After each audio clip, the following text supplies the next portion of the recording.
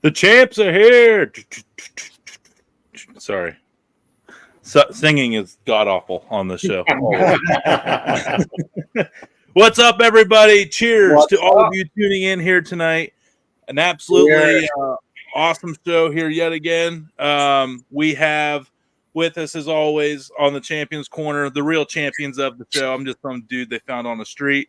We got Super Bowl champion coaches Gregg Williams and Blake Williams joining us here from the Thor Cave. The Thor Cave from Berea, Ohio, a.k.a. the Thor Cave, a.k.a. Valhalla. You can obviously see, who I'm picking tonight. And we cooked up some, we grilled up, me and the kids, we grilled up some Vikings tomahawk ribeyes tonight. Some victory ribeyes. So predicting a Vikings win over the Rams on the road. It's going to be a hard fought game though, because and we'll get into it talking more, but obviously these two coaching staffs know each other so well. And these two offensive staffs, right? I mean, Kevin O'Connell's off of this tree, right?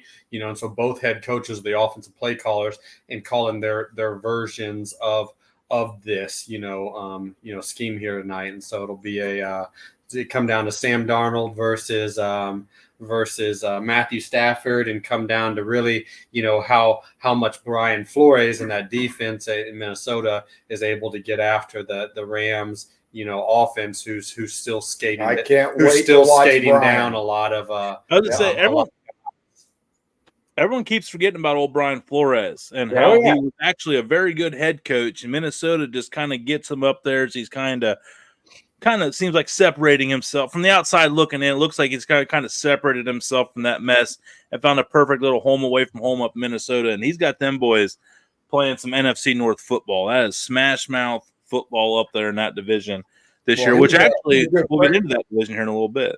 Yep, he's a good friend of mine, and he's done a lot of things. We've talked back and forth, and there's a few things that he's copied from what we do, what I've been doing for a long time, on how he disguises things on defense and makes the quarterback have to make the decision or guess what he's playing on defense post-snap and not pre-snap. And Brian does a great job of that. It's been a great pressure team, and now that Cooper Kupp and Puka Nacua are back up, it'll be good for Matthew Stafford. Go. How about that, baby? He still can't say David Njoku's name all these years later after we drafted him in the first round. He can't. You busted but my he ass says, about hamster fire too. He says Ndochu, but that was pretty good. We coached Puka's older brother, Kai Nacua, was a safety for us here at the Browns. Yep. And then the younger brother is it a cousin? I think younger brother is playing as a rookie at the Saints right now. Right. A lot of talent in that Nacua family. It is. And what you just talked about a while ago is people don't realize all the commonalities and the coordination of the staffs, because there's a lot, Kevin and a lot of his staff, actually coached at the Rams with Sean McVay, and had a chance to also coach Matthew Stafford, which, he knows a lot of little nuances that Stafford understands, and he actually coached him and discussed things with him. So it'll be a good chess match tonight, and I'm anxious to see it. It's actually Thursday Night Football. Sometimes they set that's the problem with Thursday Night Football is they set the schedule so early on in the year, and you don't know how the teams and the injury bug is going to bite them. Sometimes you get some freaking duds that are not studs on Thursday night. But tonight, so far, Thursday Night Football, they have crushed it. We've had some good games, and this is a big game for both teams. Minnesota coming off their first loss of the season against Detroit, and Detroit came from behind in another awesome game by Detroit. And then also, how does Minnesota bounce back with their first setback of the year? LA still in the mix, NFC West with the Niners being down, still a very winnable division. Big win tonight. They kind of throw themselves right back up into the mix there. Arizona, beatable team. Seattle, I still think a beatable team, but a very good team, and so is Arizona. Arizona's underrated. And I think it's only a matter of time before San Fran figures it out with Kyle Shanahan. But in the meantime, a win tonight for LA puts them up in the standings there real quick. And wild card implications. And how big is it, you guys know, to get that NFC win? You know, that's the second tiebreaker. If it's not your division record, it's your conference record. So this is a big one there too. It's big. You got to do those things in your division. Every single game's important, but you add those type of things, be it, you know, NFC, divisional, all those other type of things. That's very, very important. Yeah. So speaking of, you know, hot starts, we actually have we're gonna play a little game of true or false with you guys. But first, we're gonna do true or false first. We want to talk about a very special event involving Coach Gregg Williams at Hall of Framers here on November 16th. Meet and greet at the brand new building of Hall of Framers up there on 138 Front Street in Berea, Ohio. 12 p.m. to at least 2 p.m. is the best way to describe that, if I'm not mistaken. Limit of 100 tickets. Some have been sold. Don't know how many are left, so don't wait. Don't hesitate. Go out there and appreciate the love of Gregg Williams out there that day. Coach, anything to add on that? Looks like a really good time. We've met them over there. They were on the inaugural show. Good dude. Great dude. And the place there, as a sports person, as a collectible type person, you can go through his store and it's like going in a museum. It's like going into a Hall of Fame. All the things that he has up there and the way he goes about framing the things. If you have items of your own, you know, be thinking about that, because here's a guy that will make your man cave, woman cave, whatever sports cave you have. He has a great way of going about making sure they're framed properly. And it's just a fantastic event. And then, you know, I'll do autographs for, you know, probably an hour, but then also the other thing is a question and answer session to tell stories. And the big thing I've been talking about on that is that don't ask me a question that, you know, may hurt your feelings, because I'm going to be very honest about the story that I'm going to tell. Yeah, it's going to be an awesome event. And if you guys have never been to Berea, it's such a cool town. Yep. Cool town. And Hall of Framers is right there next door to Mike's Bar and Grill, one of the best restaurants around here in Northeast Ohio. Just a really cool restaurant, great food.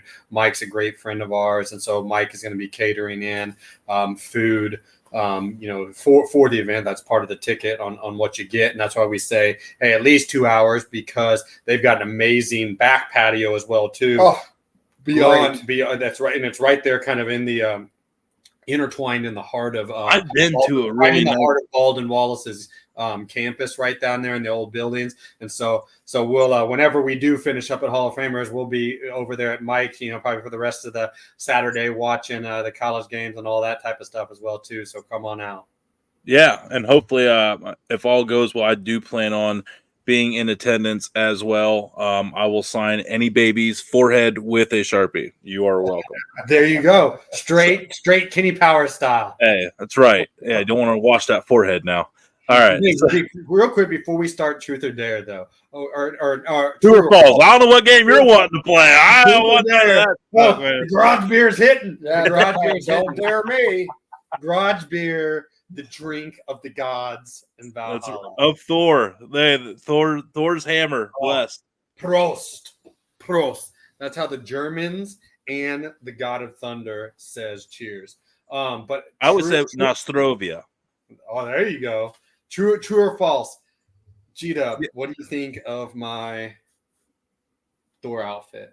It's unbelievable. Every time I see you get in that thing, it makes me laugh. And as you know, I need to have things that causes me to laugh, because I'm pissed off more times in my life than anything. That's true. And when I saw you had that on, I'm just going, oh my God. He was down here. He was down here in the movie theater we're at right now, watching, you know, NFL Network or whatever, staying up on all this stuff. And I didn't know I was, you know, all dressed up doing this stuff. And so I texted him, said, hey, can you come up here real quick, you know, or whatever. And he came upstairs and turned the corner, and he just like, I about fell over. He did. His eyes bugged out. And he fell over. What do you think, Tony? What do you think? What do you think about the Comic-Con I love it. You make I took me the wig off. I have a wig, a beard. I have the whole thing. yeah. The wig was epic. The egg was wet. The wig was epic. I described it as you looked like you stuck your finger in an electrical socket. But no, man, you're cut, dude. You've been working out. You can rock that thing. I would look like Thor 2, like the drunk fat version where he's got pizza boxes laying all over. That's what I would look like. But yeah, I think one year I dressed up as Richard Simmons, as that was like, and it had like sweat, and I had the Hess band, I had the fro on. I put like socks down in my groin area and had the short shorts on and the Velcros and the tube socks. That was probably my best Halloween outfit. We need to go. We need to do one Halloween. We need to do Eastbound and Down. I'm down. You be Kenny Powers, and I'll be Stevie. Well, I was gonna say I could be Stevie, or I'll be put the blonde wig on and be Will Ferrell. Will Ferrell. Yeah. God, what a great one. I'm down for that. I am 100% down. They said, no, you let him watch. No, you let him watch. All right, so before we get into the game here, we have some fun topics to bridge. About what he's wearing, all my old teammates and my close friends and all that kind of stuff are going to be calling me and ripping me about how ripped he is and in great shape. It's the Halloween season. It's the Halloween season. We got the Vikings and the Rams. We had to get into the spirit. But hey, speaking of that, let's get into the spirit of some true or false. What do you got? That's right. So here's our first segment on this show: true or false. All right, guys, it's real simple here. Throw up a thing. You say if this statement is true or false. Part 1: Derrick Henry will break the single season rushing record. True or false? I'll go first. And basically, I think it'll be false. I hope he can. I'm pulling for him, but that is a tough record, even with 17 games over 16 games where Eric Dickerson set the record. But it's going to be tough to stay healthy to do that as the season goes on. And I'm going to say true. I'm going to say true because of 17 games. Obviously, he's got to stay healthy, and because of that offense and the running threat of Lamar Jackson and the passing threat. I mean, you see what happened last game. Like, I think back to the last game, right? So last game, like, they made all the big old stink, or not big stink, but they were making a lot of like stuff, social media stuff like that, and commentating in the game on, he only had, it's got like 2 carries, or maybe it was 4 carries in the first half, but like or 4 touches. In the first half, like, what's going on? And they kept cutting to him over on the sideline, saying that, he looked frustrated, which he didn't. That's just how he looks on game day. But then all of a sudden they come out in the second half, and he rushed 17 times for 170 yards, 169 yards, or whatever, right? And so he's well on pace to be over the record right now. And then because of having the 17 games, but his yards per attempt are way up as well too. And so he's doing it because he's rushed for 2,000 yards previously, right? He's one of the few people in history to do it. And then we become one of the few people, if not only people, to do it twice in their career. But yeah, I mean, he's doing it on fewer attempts, and fewer people kind of being able to key in on him. Like last game, again, like I said, as you had Lamar Jackson, I think had 5 incompletions and 5 touchdowns, and so. And then our buddy, our coaching buddy that we coached with before, Todd Munkins, the offensive coordinator. So I'm going to say false, and you're going to say true, and I'm going to tell you which one he's going to make to be the right one. Mm-hmm. Well, actually, Derrick Henry's got a tough one this weekend. Browns rushing defense has been stepping up the last 2-3 weeks. Held Cincinnati to season lows in a lot of categories, and Schwartz is getting his boys back and healthy. So, that's the thing. You got to be such a model of consistency. Real quick before we move on, does it count, in your opinion, if he does it in the one extra game that other guys and players haven't had in the past? Or is it to truly break the record, he has to do it in 16 games? Yeah, I mean, it counts because that's how time goes, right? And so you need to look at, like, are we talking about rushing yards in a season, and or any types of records in a season, and the season gets longer. That happens in all sports, like over time, right? And so there's also records like, hey, most yards per game in a season, and so like we understand that, right? And so like Jim Brown, back in the day, season. right, in 12-game seasons, the first 2,000-yard rusher in the NFL was O.J. Simpson, and that was a 14-game season, right? That he did it. And so those yards, think about the yards per game, rushing to do that, right? And so we know they're all great, but yeah, I mean, time evolves, right? And so when you add more length to the season, I mean that changes things, and so I mean there's no asterisks needed. Like it's cool that in this day and age, right, we're kind of getting a little bit of a running's coming back into the NFL, right? Yeah, no doubt. If you look at this year and this season. Okay, well, moving on here. True or false? The best division is the NFC North in the NFL. And I'm not saying current records. We're looking at overall talent. Right now, as it sits, the NFC North is the best division in the NFL. True or false? I'll start with this one. True. It's definitely true. It's not a fluke. All four of these teams can flat play. All four of these teams are playing good defense. All four of these teams have quarterbacks that have the ability to really get after it and play well. One of which, or probably two of which being Sam Darnold and Jared Goff are playing, probably front runners for battling each other for the MVP of the league, right, this year in terms of the way they're playing. And so, it's not a fluke. It's not just a record thing. Like, they are by far and away also they're the top four teams in the NFL right now on plus minus point differential. Right. Yeah. So not just win losses, but plus minus win differential. Like a few years ago, two years ago, when the Vikings, O'Connell's first year there, that was a big thing where the Vikings won like 11 games or something like that. But then they had like a negative or a neutral plus minus differential, right? They were right there at that, and they won like 10. I think it was an NFL record. Right, they won NFL 10 or 11 games that year by less than a touchdown. So you kind of knew, like, last year, okay, they took a little bit of step back, but you knew there's going to be some sort of like regression to the mean. Like, that's not how it is this year. I mean, these four teams are putting it on people, and winning by multiple scores week in, week out. All right, so we're going to go on record, and we actually agree on something. Oh, I say true. I didn't bring my jacket. What you just talked about, I thought that everybody, I think offense, defense, both special teams, it's a really good, well-coached division. And you just brought up those two names that are playing lights out at the quarterback position, who I've had a chance to coach, both of those guys with Goff, and Darnold. And I think it's lights out, and don't count out the other teams right now because they're playing very well too. And I think Matt Eberflus is doing a great job at Chicago, and Matt LaFleur at Green Bay. And it's by far, in my mind, the best coach division in ball right now. I want to say this real quick on how proud I am all right, on this Excelsior Springs Country Bumpkin. He has said Puka Nacua. Mm-hmm. He has said Matt Eberflus, and he has said Matt LaFleur tonight, and like said them all with like perfect enunciation. Well, I'm just saying. Well, what you don't know is I'm like, who is this guy right here? Hey, see what happens when you come on the Dude Network? They say we're just some hicks.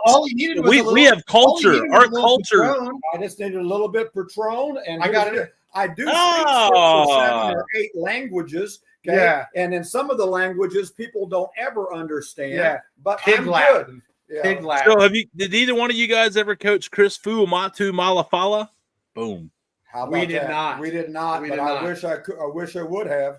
Yeah. We did not. I'm trying to think the hardest name for him is Njoku. I'm trying to think the hardest name or I coached a player at the Browns and at the Jets, and his real name was Amin Bajabil Bello. Yeah. How about that one, Bello? and so we called him BJ. That's what I BJ call him. is, The hell with all that and rest everybody of that. called him BJ Yeah. Bello. Yeah. But his it's a Nigerian name, but his first name is Amin, and his middle name is Bajabia, and so hence BJ and then Bello, and so that was one. We had Goldilocks. Yeah, Joe Salavea. Yeah. That was. Yeah. I'm trying to think See- of any other like crazy. See, I had to do. We had a Viking. I can't remember. Oh, my mind's going blank. The defensive tackle for the Bills that was the Olympian wrestler and grappler. Oh yeah. That you brought over to play in. Yeah. And he was an Olympian, like, and he was a power lifter, and then he would like go to Iceland, go home to like Iceland or whatever, train in the off season. He would come back and he would like they would make him do a bench test, and he would throw like 6 plates. So whatever it was 500 something, but he'd throw like at least 6 plates on the bar, and he's supposed to be like 1 rep max, and he'd like do like 15 reps and like rack it. And some guys are built different. His name was Leif Larson. Leif Larson. Leif Larson. Leif Larson. Yeah. So Leif, yeah. Look him up. Leif Larson. He was like a freaking black. He was like just ungodly strong, right? Like strong man strong. He was like a black belt, right? In like some sort of like jujitsu or something like that. And he was like an award-winning wrestler, but he came over and played like maybe 1 year or something like that, 1 or 2 years of football at UTEP, I think. Right. And then you guys got him at the Bills and taught him how to play defensive tackle. Check whoop ass. He said check whoop ass. Find ball, see ball, get ball. That was it. Oh. Sorry for derailing your No. I'm looking them up here. I got a picture of them. I just got to pull it up. Yeah, we get into talking about Viking stuff, and all of a sudden I started thinking about that. But yeah, that was the first time. Like, and I was like, an assistant, stuff like that, and I always knew I was going to coach. So I was still playing in high school, but I was an assistant in the strength department for training camp and stuff like that. And so like being in there and seeing him come back. Yeah. There he is. And like, he was the first person that I ever saw like in chalking up like his chest. Yeah, he was. Chalking up his chest. Yep. And like starting with like 5 plates on the bar for like a warm-up set, right? Like your first warm-up set, and then going there up. he is. Number 90, number 97. Yep. That's him. Yep. I honestly, I bet he did. Like, I bet he probably says out there like 40 something reps or whatever. This post came from 2020. It says, "This is painful and all from Eagles Nation, but Leif Olve Dolanen Larson looks exactly what I expected him to look like. We missed out on this dude." All right. Yeah, that's cool stuff. All right. On to the next. It says he did 45 reps at the combine. That's at 225, and then he just got winded. He was like, "F this, like I'm done." He's like, "All right, I've proven my worth here." All right, the record at that time, so he just racked it. All right, here we go. All right. We're gonna save that last one for last because it pertains to tonight's game. True or false? Kansas City will win the AFC again. Acquired DeAndre Hopkins. Just keep adding on to these pieces here.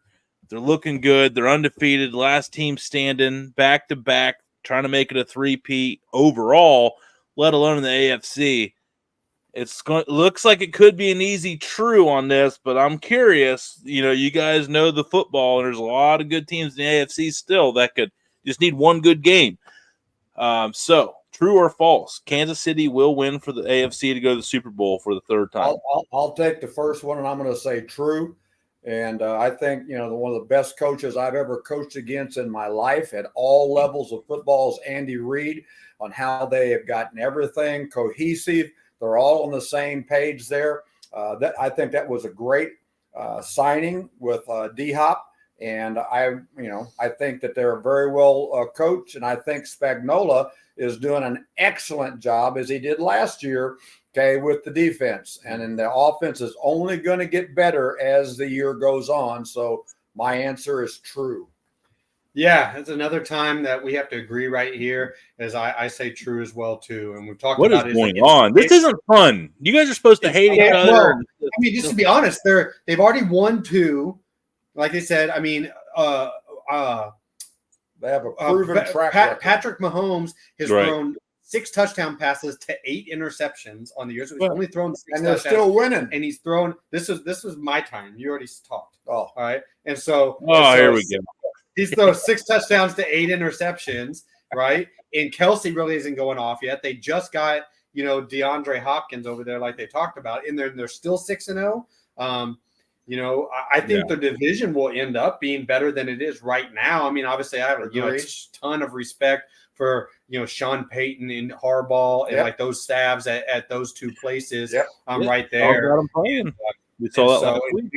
You never know with the Raiders when you got Antonio Pierce and Tom Coughlin and Marvin Lewis and all those people out there on that staff. And so it'll be interesting to see. But yeah, I think they're like definitely. I mean, odds-on favorite, and they already got a lead of at being 6-0 without even playing anywhere up to their potential. Okay, well. Last true or false, and it is biggest surprise of a good start this year have been the Minnesota Vikings. We're not talking about bad starts. We're talking about good stuff. Keeping it positive here on the Champions Corner tonight. Biggest good surprise start have been the Minnesota Vikings. They lost Kirk Cousins. It was supposed to be, they drafted a rookie quarterback. They brought in Sam Darnold, who sat under Kyle Shanahan last year, and Brock Purdy for a full year, and just kind of got the chance to sit back and take it all in for the first time in his NFL career. And he comes and hits the. No one expected this out of Sam Darnold. Let's be honest. So, are they the biggest surprise out of the NFL this year on a good start? For me, it is true, and because I thought they took a step back last year. I thought, with Kirk Cousins leaving, just as you brought out, the drafting of the young quarterback, and Sam bouncing around and coming up there. But I do believe it shows Kevin O'Connell does a great job coaching the quarterback position, having played the quarterback position at this level. And he's done a fantastic job with that. But going into the season, I would not have predicted this fast a start for the Minnesota Vikings. True. Okay. Yeah. And one more time, we have to agree, like when you frame it that way, I've got this Thor on. I've got this Thor, and he just punched me with the Super Bowl ring. I'm about to slap the shit out of Odin over here. Like he doesn't have his patch on yet, but like Odin's supposed to have, but I'll put that patch on him in a heartbeat. No, I agree. Like if you frame it that way, on biggest positive surprise, good surprise team in the league right now, it would definitely be them. Because you talk about the other teams like Tampa Bay, right? Mm-hmm. And like we coach Baker, we know that whole thing, and they were a playoff team last year, and Baker tore it up last year, and they didn't have an adjustment of quarterback. Kansas City, right? Like, well, they're back to back. Super Bowl champions. They've got, Patrick Mahomes, Andy Reid, like all this stuff. But if you look, like we talked about, like you framed, if you talk about, losing Kirk Cousins, drafting a rookie and JJ McCarthy and losing him. Yeah, people thinking that, okay, you overdrafted him. Some people thinking you overdrafted him too high. Then making the decision that like you're going to start him regardless. It almost looked like rebuild kind of, and then you lose him. And I think there's a lot of people out there, unless you're like really like keyed into the league, a lot of people out there did not realize that Sam Darnold was there as the backup. Right? I mean, Vikings were flying, and so when all of a sudden it's like, oh crap, Sam Darnold. I really thought that was the best thing for Sam Darnold. No doubt. No doubt. And so people are like, oh, well, who knows? We'll see. Maybe, blah, blah, blah. Kevin O'Connell's a quarterback whisperer. And now you're seeing it play out this way. And so they are a pleasant surprise. And they're proving again that they're the real deal thus far. It'll be interesting to see what they do tonight. Hopefully they play well. I didn't cook Vikings tomahawk ribeyes and take a humongous bite out of one on camera and dress up as Thor for nothing. We both coached at the Rams, but predicting a Vikings win tonight. So we one topic also we want to talk about here, and we kind of brought it up. Kansas City has brought in DeAndre Hopkins. And basically that brings up, and this is where it's going to be a fun point of view from your guys' perspective from being in these NFL locker rooms and coaching these NFL locker rooms. So you add a guy like DeAndre Hopkins. We're also hearing other trade rumors of other NFL mega stars getting moved mid-season. Mm-hmm. I feel that an NFL locker room, it's the longest acclimation period of any professional sports after a trade.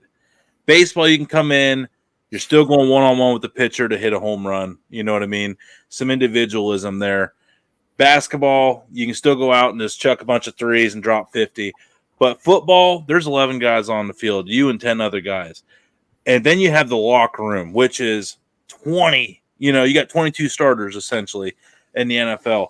How hard is it to adjust with bringing in a big name? And I'm not saying any of these guys have an ego, but when they come with the name, they come with the aura around them. Like, oh my God, that's D-Hop. You know, that's such and such.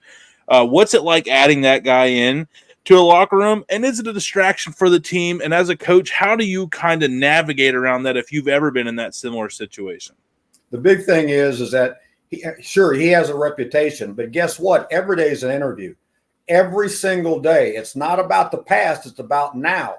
So he has to come in and earn it now. He has to earn his ability to communicate. The players feel for him and see. And when he gets on the field, he has to set an example that everybody else now wants to listen to him because they see what a talent he is. Now, he'll fit in well there. I believe that he's very happy about getting a chance to go from a team that wasn't playing very well now to a team to accomplish some goals that he hasn't hit in his lifetime right now, to be playing for a championship. And I don't think it could have been a better team for him to go to. And the way that Andy Reid manages personalities and manages egos and all that kind of stuff is, guess what, D-Hop? Yeah, you may have accomplished a bunch, but you better be ready to prove yourself when you step in these doors, because we've accomplished a bunch here too as a Kansas City Chief. What a privilege to just have that. Like, no, you're coming to Kansas City. We don't care who you are. Like, we win championships here. Like, fall in line or fall out. Like, right. What an advantage in an NFL culture that is to have that, because Bill Belichick had it up in New England. You can, like Randy Moss. Like, Randy Moss, like, I just want to win. All right, come here, but your life's going to be sucky. Not as easy as what you're used to, but we're going to win games here. But I have a track record to prove it's worth your sacrifice. And that's what Andy Reid's got. Like, we can bring in anybody, but there's a really good chance you're going to win a Super Bowl here. That's got to be a great feeling. I mean, you guys felt that down in New Orleans. People probably wanting to come in. That's how it was in New Orleans. No doubt. You know, with us now, we weren't really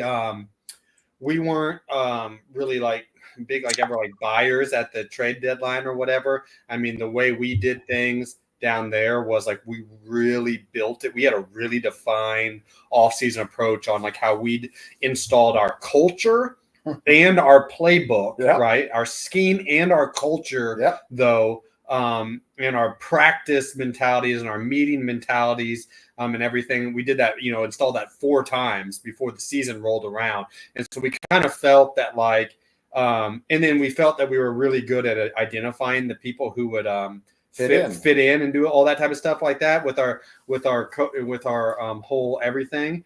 And so, and then we were very complex on both offense and defense, that like, hey, by the time the season rolled around, like the chances that we were going to go get this guy that was on the trading block, and he was probably maybe on the trading block at that time, because we're talking about 15 years ago, less of this was happening. Right. Movement was happening at the trade deadline. Right. And so there was probably a reason that that guy was being sold, say, at the trade deadline.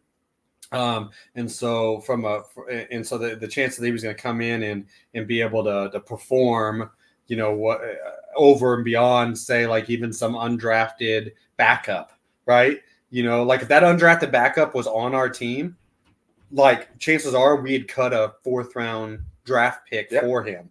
Right. And so like we had that sort of culture down there, but everything was homegrown. But we routinely would we would draft a guy in the 3rd or 4th round maybe, and then have an undrafted guy at that same position in that same class. They're both rookies. And that was something that like G-Dub always did this and preached this, but that was really something I respected because Sean Payton having in charge of the 53-man roster, like he did, and him believing that as well too, was like Sean would everybody would see it. We'd see it in practice every day. Like both these dudes are rookies. This dude's a draft pick. This dude's an undrafted guy.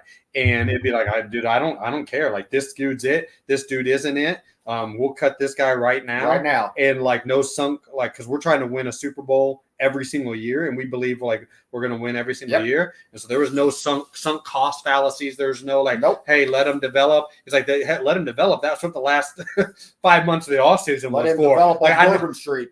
But then those guys, he'd be right. Like those guys would be like Pierre Thomas, right? Like one of the guys I'm thinking about, right? Who, who was like really like our starting running back. Even he was playing more reps than even Reggie Bush was, right? But was an undrafted rookie, and there was a running back drafted in the 4th round that year, and cut him, to keep Pierre Thomas. And so it's like those guys were, worked out, but it was a very homegrown process there, but it was a similar thing there in New Orleans when we were there those 3 years. Yeah, it's and I'm going to come out. These trades didn't happen 10 years ago. It's as a fan, it's fun, because who doesn't love a good? NBA trade deadline and MLB trade deadline are two on those longer seasons with all these games. It is a nice, cool sub bar to focus on for a week and focus your energy onto, and especially with the NFL because you only get the weekend. You have to wait all week, so it's a good thing to sink your teeth into. So let's we got games getting ready to start here, but let's go ahead and talk about some names, and you guys say yes or no if you think they'll get traded or not, and this will be rapid fire. If G-Dub hits me again, he's going to get traded because I want to see a rapid fire. He needs to remember whose house he lives in. Well, that might be your house. I was like, I changed the keys, changed the locks. You'll get traded. King of the castle. We get traded to like I don't know, like East Cleveland or some not out. Hey, you don't have your hammer with you, so I don't know, man. I don't know. It's upstairs. So okay. Will this person get traded? Yes or no? Cooper Kupp. No. He said that really quick. Yeah. like he must know something. I'm going to say yes. Okay. Go ahead. Matt Stafford No. for Sam Darnold. Does that swap that's being rumored, does that happen? No, definitely not. Does Matt Stafford get traded in general? No. I don't. Unless they're getting a quarterback back. If Matt Stafford gets traded, it would be to the Vikings. If Matt Stafford gets traded, first of all, as well, too, it'd be because he wants to get traded. That's right. And agrees because he's got a no trade clause. He has a no trade. That is true. He does have the no trade clause. I did forget about the old no trade clause. I think that's. Yes or no? You shot the buck that's mounted on the wall with the hat behind you. Yep. And that one. And that turkey. and those ducks. There you go. Actually, the one I shot last year is in that one. Yeah, that one's like it's okay. It's cool. It's not G-Dub and I were driving the other day in Cleveland. Where were we? We were on the highway going downtown. Yeah, we were on the highway. 71. We were coming. I think we were 71. We were coming home from Burke Lakefront or whatever. Yeah. And I said, "Look at that!" And it's just like right off the road, and it's like on a little hill, right, like grassy hill. There's two little trees right there, and there are these two. They were younger bucks. They look like, and it's kind of earlier in the season, so their antlers are still growing in. So they were like 6-pointers, but like small 6-pointers. right? Mm-hmm. But they were both like laying down, right? And so they were just, sitting up like sphinxes essentially. And we're like, and it was just them. It was just these two bucks, and they were probably a few feet apart, just laying there and just looking at the cars passing by. I was like, look at this. I was like, this is crazy. We need to do a group hunting trip out in Excelsior Springs and go take down an old Missouri whitetail.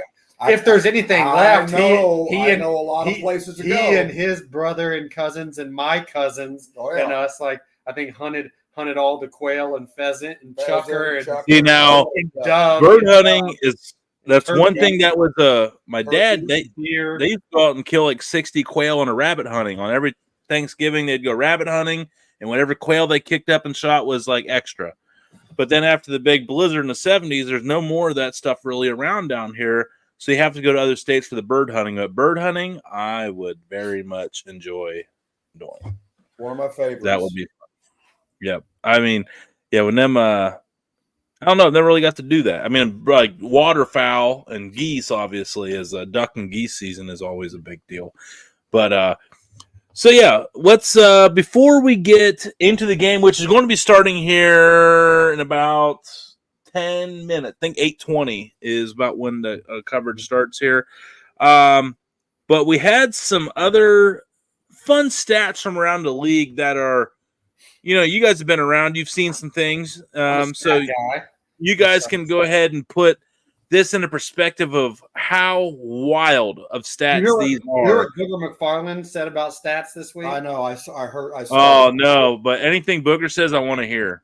He said, stat. They're talking about stats. He's like, stats are like bikinis. They cover some stuff, or said they reveal some stuff, but then they cover some other stuff. That's what he said. Did you guys see that? They show some stuff, but then they don't show the other stuff or whatever. Speaking of stats, did you guys see Reggie White's sack record is actually? No, Michael Strahan's sack record is actually on a statistical error. That video came out. One of his sacks, the quarterback actually gained 2 yards, and they counted it as a sack. I did not see that. No. Wow. Yeah, it just came out. Yeah. So when Brett Favre rolled over, it shouldn't even have mattered. He should have been one away. Wow. See, I mean, it was a clear gain too, because they even marked him forward progress, but the statistician still gave him. Now I don't know what game in the season that was. If that's toward the last three, I bet it was a home game. But it was. I'm glad. Well, but now you know. Now you know. Has a great relationship with us, but he and Numbnuts get together and they both start drinking, and they just like go at each other like two pieces. There you go. And it usually ends up with G-Dub. It usually ends up with G-Dub like telling straight. What I tell him? Telling Strahan, he's like, something like, shut the F up, you gap tooth MFer. I call him a gap tooth MFer. I could kick a field goal through the gap in them teeth. And it's just like, I call him a it's gap usually tooth. like me and Jay Glazer, who was an MMA fighter, right? But like usually like they're like, all right, boys, settle down. Settle down. Oh no, never. Oh man. So yeah, hey, there you go. You got some ammunition next time you guys get into a little pissing contest. Be like, you didn't even break the fucking record. Yeah. I'll get him. I promise. Yeah. I promise. In fact, I may do it right now. now. I knew it. I was like, yeah. Like, it has come to my attention. You hold a fake record. I will get him. I will. That's funny. All right. Well, speaking of a record you don't want, Daniel Jones probably has one here. Oh, I know where you're going with that. 658 days since Daniel Jones has thrown a touchdown pass in MetLife Stadium. That is 2 freaking years almost, by about 14 days away. Yeah, January 1st, 2023. I know. Was the last time that he threw for threw a touchdown pass at home. Yep. It's now, hey, real kick in the nuts has been probably about twice that much, about 1,300 days probably since Deshaun Watson's passed for 300 yards in a football game. He has not thrown for over 300 yards in a football game as a Brown. And then obviously he did not play his last year at the Texans. So I'm going to go out on a limb and say it's definitely over 1,300 days. Cooper Kupp has let himself go. He looks like shit. That beard is not good on him. It is not. You can't be 140 pound and have the Ryan Fitzpatrick beard. I'm sorry, you just can't do it. Yeah, it's neck. All right, kickoff is underway. Minnesota got the ball first, and all the way out back to the end zone. Yep. This is an interesting stadium to play in. This is a great stadium. Obviously, you opened it up, right? Yep, I was there when we opened it, and it's an awesome. And I've played in it as an opposing team. I wasn't with the Rams anymore when they were out there, but it'll be interesting to see what we do here tonight. Okay, we got a little pistol 2-back set. I think it was 2-back set. It was Darnold tight. Darnold with the creepy mustache. It looks here. like eye over. There we go. What are the chances Sam Darnold is driving a white Econo-line van that says free candy on it on the way to the stadium? Asking for a friend. Because I got questions on his character. I'll give you a chance to act like you know what you're talking about. Yeah. Okay, there we go. Old man's breaking the seal because he's drank some Patron. So he has to tell me that I can commentate right here. He's probably going to go text straight hands about that record. Pass right here. Yep, there we go, right there. Jefferson. So just little things looking right there, like, okay, so the offensive line was clearly like showing pass, especially both tackles were clearly showing pass, and the running back was at about 6.5, 6.25 yards deep right there. He would have been back there at least 7.5 yards had that been run. And so it's like all those little things that like we just pick up on that we just see over and over and over and over again. If this was on pure scripted plays right here, this would probably be play action to the offense's right, but it's actually run to the offense's right. Well, do you think that was an option though? Do you think that was an RPO? No, that was a run. I was before seeing the footage, right? I was just saying like that would be a thing that Kevin O'Connell would do in his like scripted openers, which is like, hey, run the ball on first down, which he did, and then come back and go play action pass. That right there is duo. What they just ran right there was duo.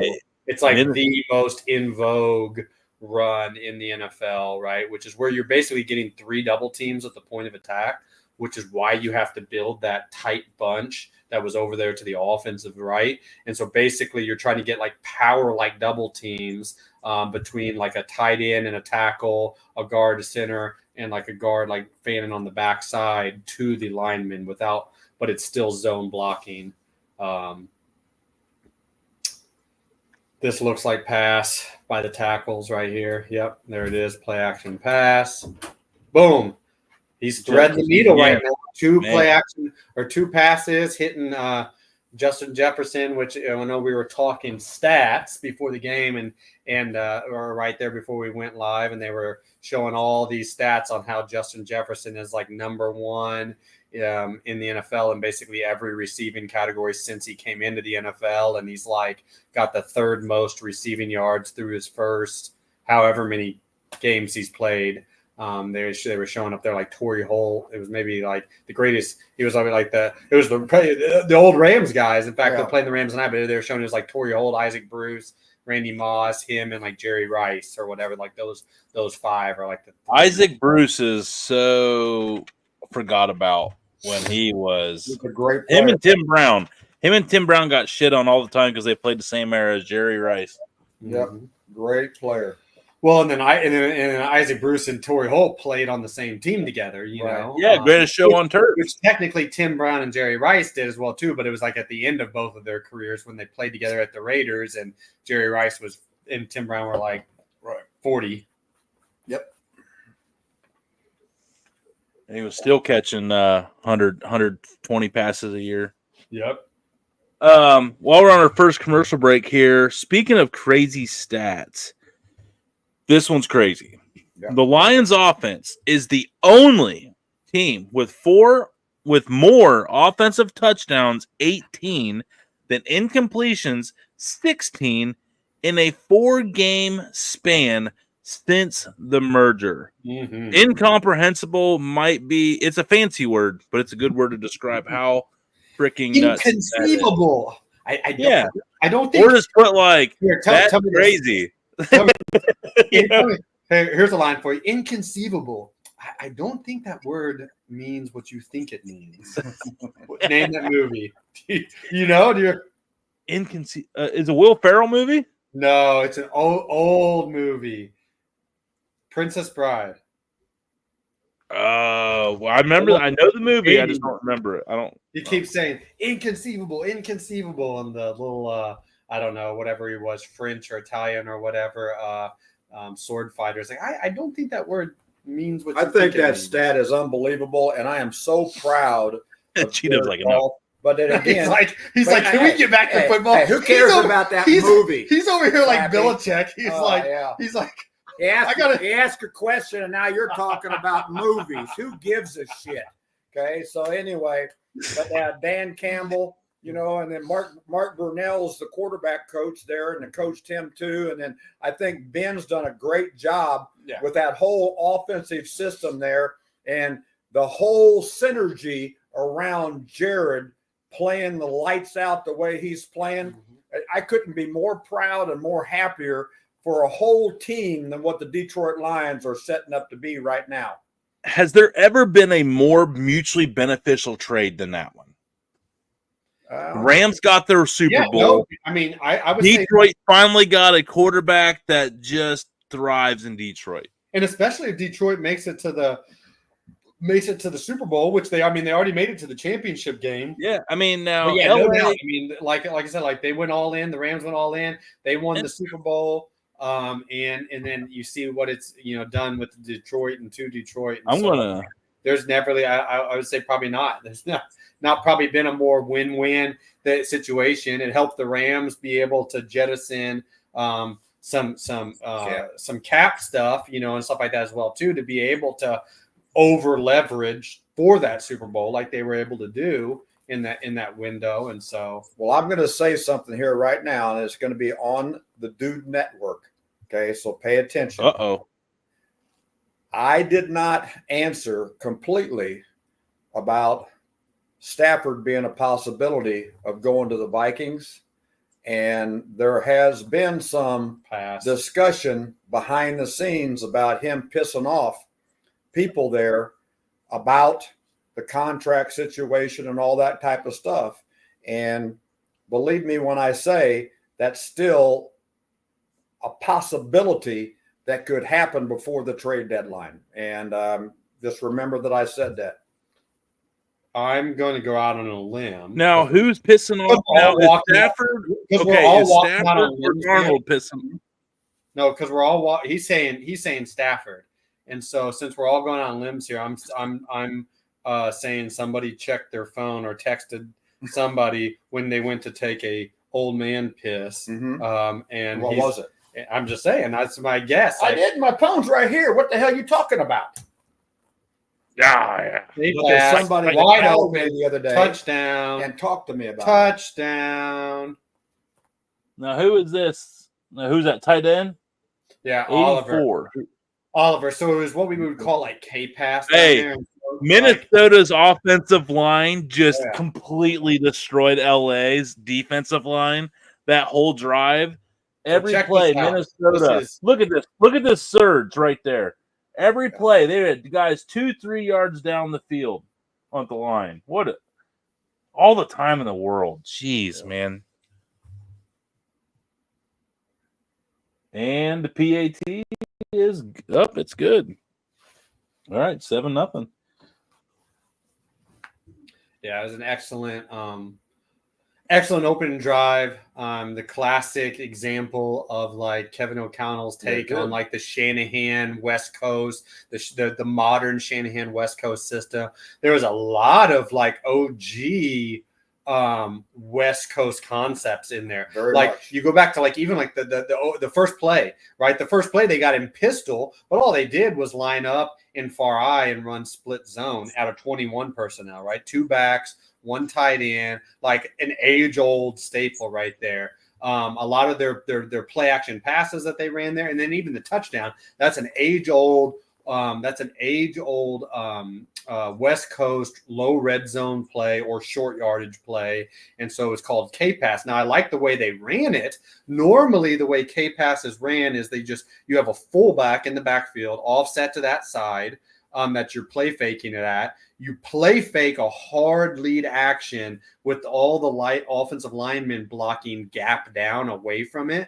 The fullback guy slips to the flat, and he's supposed to be like the wide open. He acts like he's going to block the point of attack person, and then he slips him, and he's supposed to be like the wide open person. The running back comes off of the fake and chops and cuts that unblocked in man on line scrimmage. Right. And so the quarterback's first read is that fullback to the flat.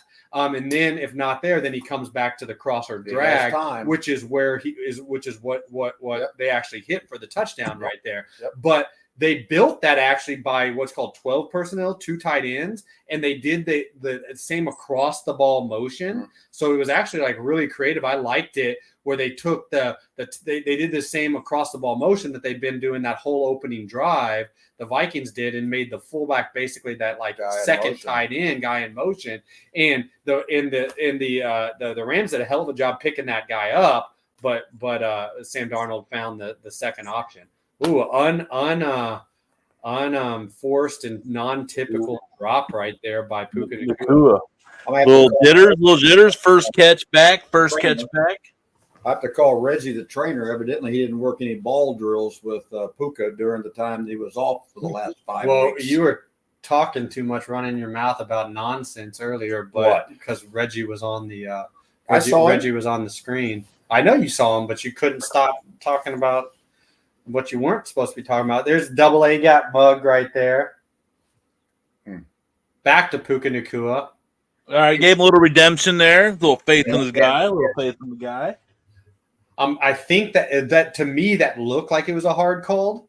I say that because that would be a typical check to the double A gap mug everybody up look that Flores was doing right there and has been doing. That corner couldn't have avoided contact more. Mm-hmm. Hey, coach, I forced the play here. Watch. It's a double screen. They didn't show up, but that corner forced nothing.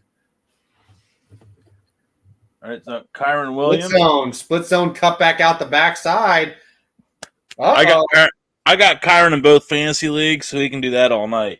I'm telling you what, boys, this might be one of those 40-30 games. I think it's going to be a good game. I really do. Who knows? I really do. It's fun and interesting right now because all these guys come off the same tree, so you get a chance to see like pretty much every year right now because they're all in the NFC. You get to see against Sean McVay, so the Rams, right? Kyle Shanahan, so the 49ers, Kevin O'Connell, so the Vikings, and Matt LaFleur, so the Packers. Those are 4 of the top teams every year in the NFC, and they're all best friends and all off the same tree, which is the modern Kyle Shanahan tree. And you look at that mustache right there, Tony. Right? Oh, look at that handlebar mustache. That dude's using Copper John's mustache wax for sure. He was predicting Flores had to move. That was he's like, no, we got to get the camera on me, not on this Doc Holliday Wild Wild West mustache right here. All right, this one's for you, Blake. You want a little Weller green tonight? I do. I'm gonna switch. I've got some Weller antique, but special. Look at him over here. He's tired of. He interrupted us. Because he said I want another one. You're actually not going to get another one right now because we've gone 6 weeks without you interrupting anybody, and all you've done tonight is interrupt. I personally prefer chaos, so I think we need to get him a double. Well, he already had a double. He's already had 5 ounces of Patron. Well, then this is like the double. It's the Dude Network. We double everything. That's how we do it. By the way, we do. I'm voting with you. I think you're right, and I think he's wrong. I mean, I am the captain of common sense normally. Normally. You know what is not common sense and or not thought of? I did not think how difficult it was going to be to sit on this slick cape And so I'm like, Oh yeah. my hamstrings and glutes are shot right now because I want to like slip off this couch, and so I'm having to like maybe if I put my feet up, I don't want to kick the camera, but I've been sliding off this couch all night long. Another screen. They brought the hell. So everything right. I love it, man. Slide block. Both first 15s right now are both offensive coaches accurately predicted what the defenses were going to do, the mentality and the alignments and structures of what the defenses were going to do. And the defenses have done exactly those things. And so both offenses therefore have had like, and these are scripted plays, but they have had like the perfect plays. So now it'll be interesting to see after there we go again. Another split zone out the backside. But it'll be interesting to see after this drive right here how the two defensive coordinators adjust. Now, is it easier for an offensive coordinator to adjust or a defensive coordinator to adjust? I would say this, and I'll let G-Dub chime in on this as well too. It does not matter. It's personality, and so there is a surprising amount of coaches in the league that are chart callers. And so drives me batshit. I knew drives me batshit. Meaning they plan their whole game plan and how they're going to call stuff and when they're going to call stuff. And I'm going to put all these in this bucket and these in this bucket. And I'm just going to cross them off and I'm not going to call this again. And the next time we get in this situation, I'm going to call this call. And like they basically plan it all out ahead of time so that like it mathematically adds up to no tells. But then they can't adjust necessarily on the fly. And then there's the coaches out there like G-Dub and Sean Payton and Sean McVay and Kyle Shanahan and Andy Reid, right? You know, that can and Belichick, who can throw the play sheet down at any point in time in the game and say, okay, now I'm calling on just like the game that we've game planned for this game, a different game is unfolding and right now here. We see what we're playing. Yeah, see what we're playing, see what we need to do to adjust, and now we're going. And I'm calling off my gut, off of this, not reading off of a play sheet.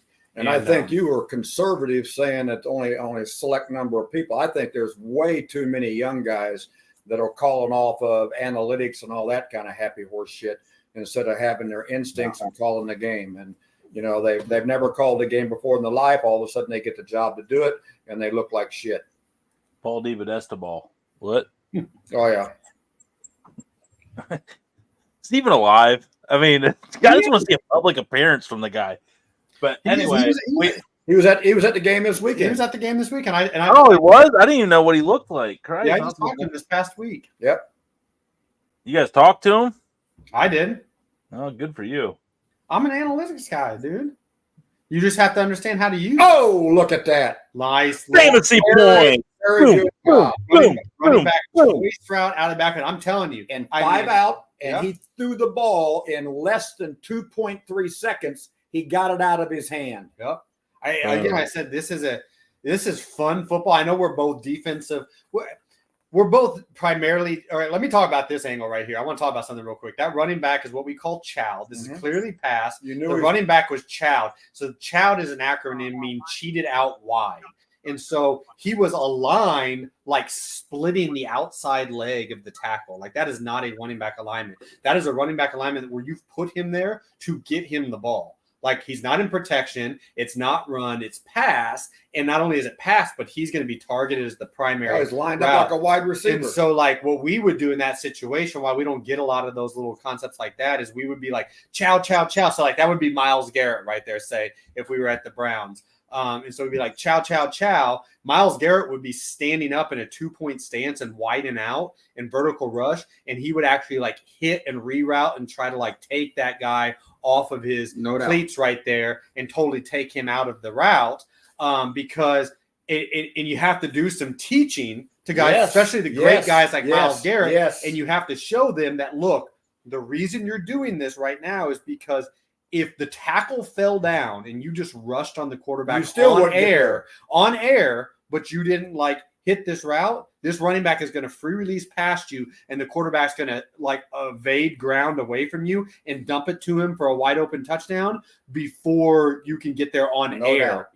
Even if you don't have to beat the tackle, you can't get there on air because of this concept. So right now, for the good of you got a chance if you reroute this guy and make the quarterback say, "Oh crap," and now to go someplace, you got a chance now to like run a natural game, like a natural TE game, and wrap back in, fold back in, say off the defensive tackle to the scrambling quarterback, and now get a sack. But you will not. So guess what? Hey, they put him over here, chowed to your side right here. You need to stand up, chow, chow, chow, hit. Chow equals hit, and reroute that. But that takes, again, like I said, and I was saying we're known as defensive guys, but we're really offensive guys. I mean, I was an offensive coach for Sean Payton when we won the Super Bowl. G-Dub was a quarterback, which I don't know if a lot of people know. G-Dub was a quarterback and an offensive coordinator and an offensive-minded, coach until Jack Pardee moved him at the Houston Oilers over to the defensive side of things to teach him the George Allen defensive system, and so that he would be a better offensive coach and move, even better offensive coach, even more knowledgeable. And that was in 1989, and he never moved back, But from 1958 to 1989, G-Dub was an offensive guy and a quarterback and whatnot. And so we coach defense through the mind of the offense. And I love this game and the way it's unfolding right now. Do too. But I'm excited to see how Brian Flores and then Chris Shula, the defensive coordinator for the Rams, is Don Shula's grandson. Right. I'm interested to see how Mike Shula's boy. Yeah, Mike Shula's boy. And he and Sean McVay were college roommates and best friends, and so that's how. So he's Chris Shula has been on the staff. He's one of the few guys that has been on the staff at the Rams through the entire time that Sean McVay's been Wade there. Phillips, Raheem Morris. Yep, he was there with all the defense coordinators. Started. Sean McVay gave him a chance as a kind of quality control coach, and he's just risen up through the ranks to now finally taking over as the defensive coordinator. But I'm interested to see now how these two defenses adjust, because the offenses, like the plays that were ran on both offensive drives, were designed to really purposely take advantage of what they knew the defenses was going to do. Well, it looks like LA put more guys in the box so far on this drive. They put about 7 in there that time. I think they're only rushing 4 on that opening drive. So that was the same thing of like, hey, build a formation to the offensive left and then motion shift, move multiple people to really get to the final overload formation to the offensive right. So that's what the Vikings have been doing all game long here tonight on both run and play action. And then they ran power.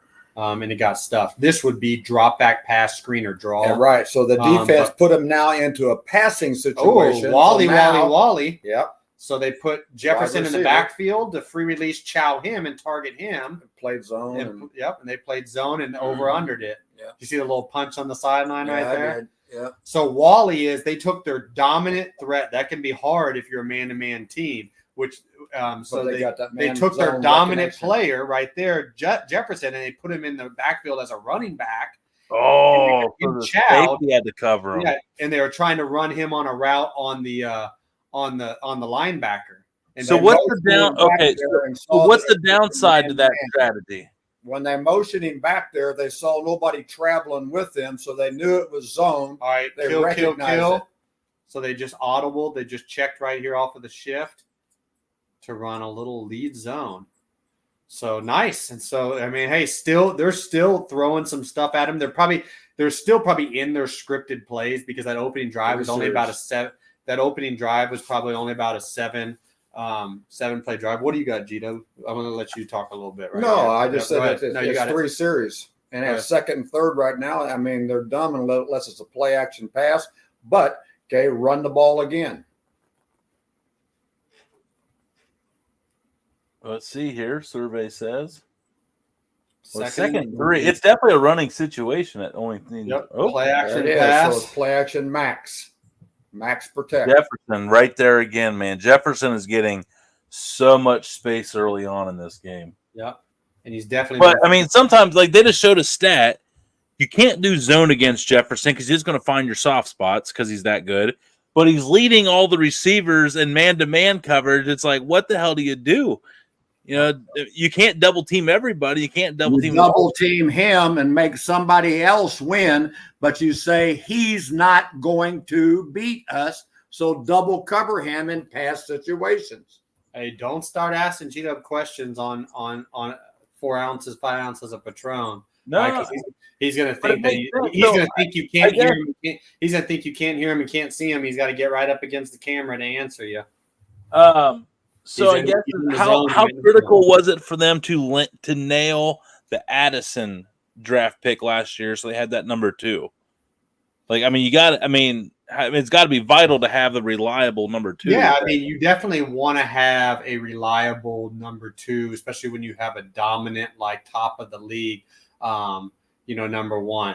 But I would say your ability to run the ball, yes, and then like your ability to have a good receiving tight end is even more important than you having a dominant other number 2, if that makes sense. In the grand scheme of things, of like, what's the cheapest and easiest way? Quick. What's the cheapest and easiest way? Yes, I do like Half this right here. I do too. Right. So, yep. So fireball right there. I love it. I love it. Very good. Number 30 is Wallace right there is delusional as he's holding up the 4th down signal. Yep. And you got to do it. And Darnold probably got the first coach down to by a do yard and a half. Yeah. He's like, no, it's clearly denied till you die. Denied till you die. Denied till you die. And that was very, very good coaching from the sideline there from Kevin O'Connell.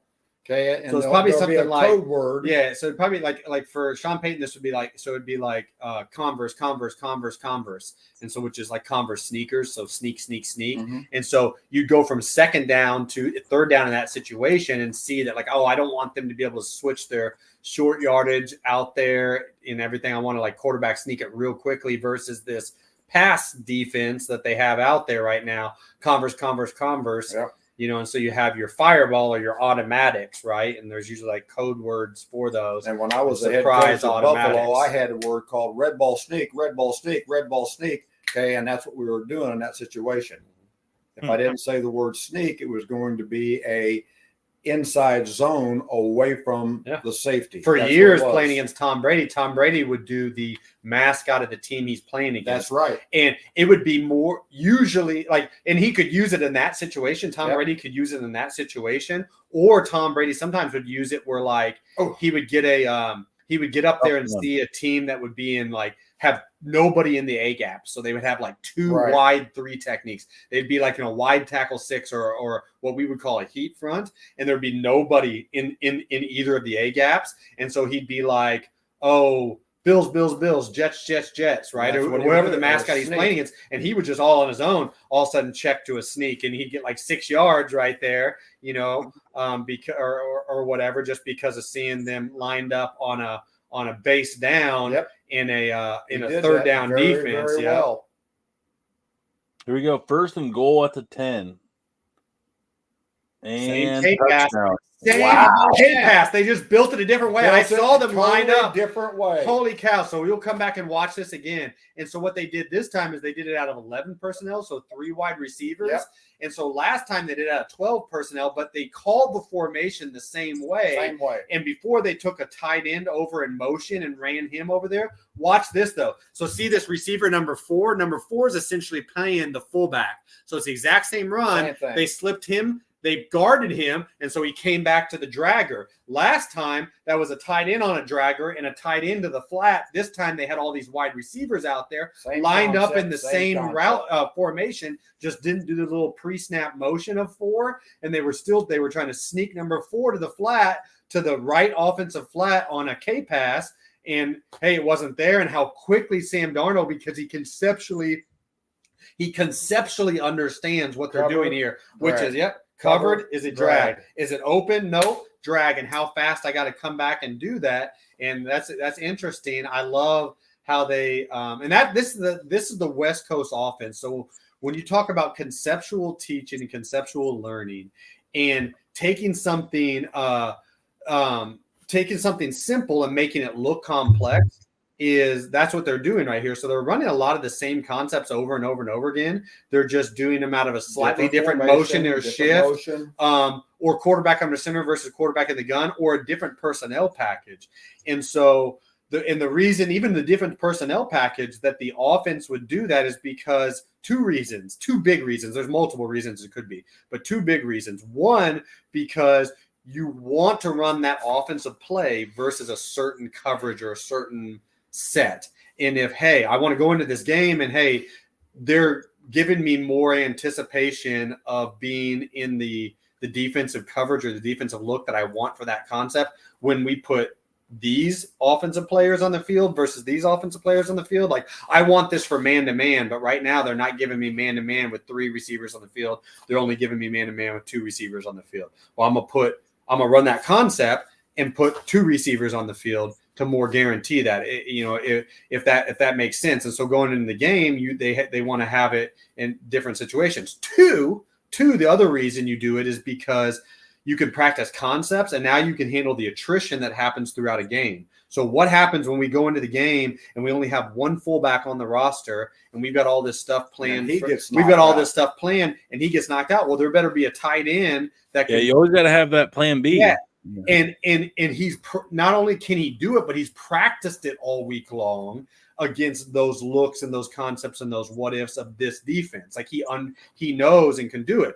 And so that's why you do it as well too, is so that you have that crossover of like, hey, this guy goes down. We don't have to just completely abandon all that stuff. We can just shift those concepts to this other package. And that's the West Coast offense. At the heart of things, really, our defense is a West Coast defense. Really what we did was we just took the Buddy Ryan defense and we took the West Coast offense and offensive philosophy of teaching and game planning and compartmentalization and combine them together.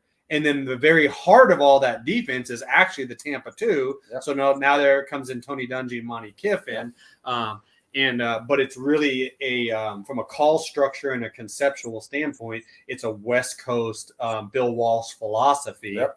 God bless Bill Walsh. To defense, yep. We had one more name, and we have Dick LeBeau. I knew you were Dick LeBeau. Dick LeBeau, and how we play our underneath zone drop coverage people. And then all that kind of stuff gets blended together. Unless you're in our family, my family of coaching, you have no idea. You said something a while ago about the K-Pass thing too. But let's go back one more thing. And this is where Deshaun had no idea. Okay. I'm talking about Deshaun. No, it was DTR. Yeah. Well, DTR. No. I'm talking about Deshaun, DTR, who I don't give a rat's ass, anybody.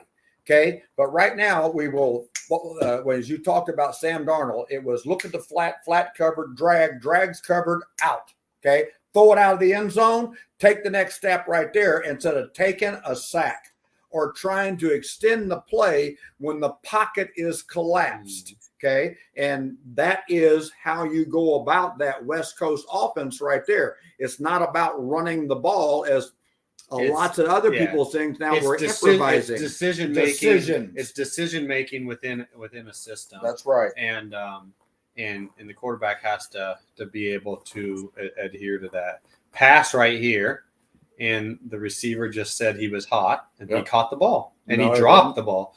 Cool. So that was clearly pass just from a formation standpoint in the tackle, especially the right tackle, who looked like, as Gita would say, he's about to kickstart a moped, and right next to the tight end. Exactly right. And so clearly it's passed, but Cooper Kupp gave the little fist right there to Stafford before the snap because Cooper Kupp's so smart, and that's what we've talked about forever, is he knew what the defense was doing as well too, so he was giving him the fist that, hey, I'm going to be hot. It seems to be the Jefferson versus Nakua show. Both these wide. Nakua's kind of taken over that wide receiver one stance, especially now that Coop's and trade rumors. Stafford's tried to audible. He tried to audible and check and didn't get it out quick enough. So timeout with 10 seconds left in the quarter. Why wouldn't you just let the quarter run out? He called a timeout because they were going to get delay a game. Yeah, because was there not 10 seconds left on the it was an audible play. So Stafford was audibling and checking the play to the defense, and he didn't have enough time left. That was their second timeout. Line up right here. Listen to me. No, I'm going to line up right here. okay, and I'm going to let you know is the slowest play caller giving plays in to the National Football League to the quarterback is Sean McVay, okay, and they've heard me say this before, but Matthew did not have the time to check an audible play because it came in too late. And I'm always studying and analyzing. He broke the huddle with less than 10 seconds to go on the clock. Yeah, you can't do that. Especially if we run an audible where you got to check at the – that gives you no time. That was a great move. Tyron Williams is – I'm going to come out and say it. For you. Most electrifying running back in the NFL right now. He came back from his injury second half last year, and his foot has not let off the gas since he came back. No, if you look at the last he's 16 doing a very good games, job. he's got to be up there. Very good job. I did pull up something here. All right, the final trade statistics of what the Lions got with their picks. They got Jared Goff. They got a franchise quarterback. Yep. Plus, they got Jamison Williams and defensive lineman Josh Pascal. Jamison's going through a little bit of stuff right now, but still been an absolute stud. Defensive back, Iafetu Melifonwu. Yep. And then the Lions also drafted Jahmyr Gibbs with one of those picks. And tight end Sam Laporta was one of those picks. Yep. Plus, they got to keep Jared Goff. I think the Lions, LA, the old question, how much are you willing to pay for a Super Bowl? And, they paid a pretty good price tag, but they got the ring. But Lions, like I said, I think it's one of the greatest mutually beneficial trades in NFL history because it changed both franchises. And, the general manager at the Detroit Lions is another very close friend, Brad Holmes. And Brad Holmes was a scout for the Rams and was involved with all that Super Bowl and everything, all the years that Blake and I were there at the Rams. So he knew exactly what kind of a person, exactly what kind of a quarterback that he was getting out of Jared. And then he did a great job of capitalizing on all those picks you just talked about. So it was a big-time overhaul on what Brad Holmes did because of his knowledge of being with the Rams before he made the move. Yeah, Jahmyr Gibbs and Sam Laporta alone are two guys that are going to be a foundation for at least 5 to 7 years each. So, yeah, that plus Goff. You got 3 pillars. Yeah. So that was a win. And everybody tuning in, don't forget here in about 10 minutes, we will be switching over to the late night parlay. And hopefully, coaches, you guys are able to come in here after halftime if you guys would like to and keep weighing in on this. We got a cool point of view tonight. Not the big live crowd. Me and Blake aren't completely losing our shit when John Kenzie Noel hitting a fucking bomb in the bottom of the ninth inning with 2 outs. That one, I've watched it more than I probably should have in the last 7 days. But yeah, so everything's just fluid here on Thursday nights. A lot of NFL action. And this game is off to a fantastic start. 3 drives, 3 long drives, all resulting in touchdowns. Hell of a start for Thursday entertainment value here on the NFL for sure. And it's an NBA opening weekend too. So, hell yeah. Yeah, you saw out there that they said the Cavs were on pace to be the first ever team to go 82-0. That's right. Hey, suck it, MJ. Hey, Evan Mobley. You got to start somewhere. You got to start somewhere. I didn't see that. Oh my God. Hey, can't be 82-0 if you not 1-0. That's just math. I guess Ohio State can keep winning and win out, and still win a national championship with only 1 loss. But right now, I hope not. Ryan Day has to go. You heard it here. No, I said it last year. I said he's not going to beat Michigan. I said it last year he needed to go. Then he lost to Michigan. And I was like, I told you all at the start of the year that was going to happen. 1-7 against top 5 teams. That's all you need to know. When you have the budget that Ohio State has, that is unacceptable. How about that? Can you even tell me who the hell was primary force on that play? I knew you were going to. I couldn't. It drives me nuts. There was none. I know. There was none. They were all playing. There was no force player. And Well, here's good the news thing, for us. stand up unless a receiver and a tight end blocking. Are you kidding me? Right. Drives me bananas. Oh, hey, did you see Gilmore's effort here? Watch number 2 of Minnesota. Watch this. Then he didn't even turn. He said, I'm too old for this. Pass. Yeah. Oh, no. Run outside zone away from that tackle. Yeah. That same tackle that's been showing. Everybody else is flat. Showing pass all night long. Oh, I guess it's the opposite tackle that's been showing pass. It's the right tackle. Yeah. you know you got popped in the head when you're looking out of your ear hole when you come up. I like those Rams J's right there.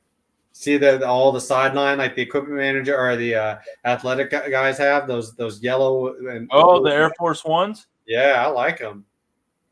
Those are clean. Oh, Reggie. I'm going to They call look too much like Golden State Warriors, and you can't rock that in Cleveland. You can't do that. Another pistol situation right here. Now this is drop back pass pistol right here. Both tackles standing up. There you go. Right back to Puka Nacua on an inside side. So much tonight has been, from a route concept standpoint, has been how many different ways can we target our bread and butter dominant guys, right? Like you talked about earlier, and on quick inside breaking throws. So how can we and then they're in there exactly, and they're both offenses are doing things, whether they be play action or formationally, to suck up those linebackers or those basically like 58 right there, those inside window threats. Monday. Yep, and then they're just going inside breaking routes. And so the defenses need to adjust right back to what a play. Dude, I'm telling you, man. And here's the thing, like, it's not bad defensive play right now. They're just getting out schemed. Like right now, both offensive play callers are calling either, sometimes it's just hard called and they know what they're going to get and they get exactly that. And they're getting what's called a carded look, or they're calling double called plays. And the quarterbacks are good enough to check to that second read or that second play. But the defenses are not playing poorly right now, like structurally. They're getting out executed and out schemed right now. Come on, that was definitely not what you're talking about is that's the importance of making sure the picture that you're presenting to the opposing offense is not what you're playing post snap, because you can get them to check into things that you want them to check into. And that's what we do, so well. And we've always done. I'm trying to think of guys out there right now. Probably Spags. Spags is doing a good job. Does that very, very well. They do that really well up in Seattle. Did really well. And McDonald, obviously did that very well at Baltimore before he got up there. Yeah. 4 strong. Oh, offsides. Can't do that. Did you see Stafford? It was the center didn't snap the ball. The center didn't snap the ball, and so that's why. Yeah, everybody kept leaning forward. It wasn't just the left tackle. Yeah, it wasn't just the left tackle. The tight end. I thought they were going to call the tight end who went in motion as well too. Oh, time for some burpees. Immediately, Stafford walked up to the offense, the center to probably say some not too. Stafford was hurrying up his play count. Because the ball came in late. The ball came in late. He's like, he's trying to hurry it up because the play came in late. So here's another question. Then you get rid of Stafford, who's a senior veteran at that. What do you do with a quarterback that can't handle his late play calls to compensate that? That's a tough question. All right, he's checking the protection. I heard your question. We're going to get to it right now. He's checking the protection lines, going to the offensive left, getting the running back out on the route. Oh, that's pass interference. And so, why? They did not need to interfere there at all. Free first down. You gotta be kidding me. So yeah, I mean, no, that's definitely part of it right there. Is like if that's the situation. Now the Rams are probably sitting there thinking they do have Stetson Bennett. I know he's kind of had some off-field type stuff, but he's like an older guy, and he has technically like been in their system now for their second year, even though he hasn't played. But he played a ton of college ball as well too. But yeah, no, that's definitely part of the system, right? It's like when we would go when they went from Drew Brees to Chase Daniel to Jameis Winston to any of those other guys, right? Like in even the Sean Payton era, you weren't calling the offense exactly the same way or having quite as many checks or options for the quarterback as right there. Oh. So yeah, I mean, you have to adjust. You have to put more on yourself, and the less you can put on any one player. I mean, this is just obvious. The less you can put on the quarterback, so therefore, the less you can put on any one player, the more you have to spread the burden around. So you have to put more on the rest of the offensive players. Say the offensive line, like you're going to handle these checks. Receivers, you're going to handle these hots. Second and goal. Protection guys, you're going to have to know who you have in protection. You're going to have to block, and so that definitely comes up. Bird means, as dude keeps interrupting, bird means pass. He's alerting pass right here. Oh, how about that? Stafford did his best Baker right there. If you saw it, he did that little Baker kind of little high step when he came out from underneath it. Except he's a lot taller than Baker, but he did a little Baker high step. Wow, we got 28 points. 5 minutes into the second quarter. Before we go to the late night parlay, tell us what the bets are. That's a great question. I tell you what. I know you guys are over, guys. Definitely, this is looking like y'all's week for some overs. Yeah, let's take a look here. Here is our late night parlay. We have Tutu Atwell over 3.5 receptions, which we've got nothing. Justin Jefferson 6.5. We pretty much already got that one. Kyron Williams over 93.5 rushing and receiving yards. He's already got probably 40 of that. So we need Tutu Atwell to get a couple more receptions here. But this is 50 to win $570, and we already pretty much got one leg of this knocked out here tonight. That's like 11.5x. Yeah, no doubt. Yeah, that's a solid one. That's a solid one. So we are going to wrap this up here for this one. Coaches, Greg and Blake, awesome show. Great insight. Next level stuff here. That's why we're doing this show. We're bringing in a real point of view and with real people from the pros to the Joes, and this is exactly what we're here for, and we're just getting started here. This game is just getting started here. Happy Halloween to you guys. Next Thursday, we're not going to be doing Champions Corner as we're doing. I'll be in Kansas City, close to old Excelsior Springs, Missouri out there, home of one legendary Gregg Williams. And we'll be out there doing shows next Thursday, and then the week after that, we'll be back Thursday, 7:30, right on schedule. Looking forward to it, boys. Thank you guys so freaking much for joining here. And we might see you guys here at the Late Night Parlay after halftime, right? Hey, good. And I love being on the show, but listen to me, and I'll continue to do this, but don't ask me to dress up like this goofball. Okay, I ain't dressing up to be on this show. Okay, I'm gonna come here and get ready to go, but you got to wear a costume to act like you're Thor. Oh my gosh! Don't act like you didn't almost wear the Hello Kitty outfit, Coach. Says the dude who's going to be all dressed up at Grindstone Elementary tomorrow night for trunk or treat, and we're using and going to have his big SUV all decorated out as one of the cars for trunk or treat. That he's going to be a ghost or something like that. I don't know. I will. Pixar, it didn't happen. Yeah. All right, guys. Hey. Everybody, thanks for tuning in. Good stuff. We got a hell of a game. Keep it locked in here on the Dude Network on the Late Night Parlay. We'll see you on the flip side. Let's go.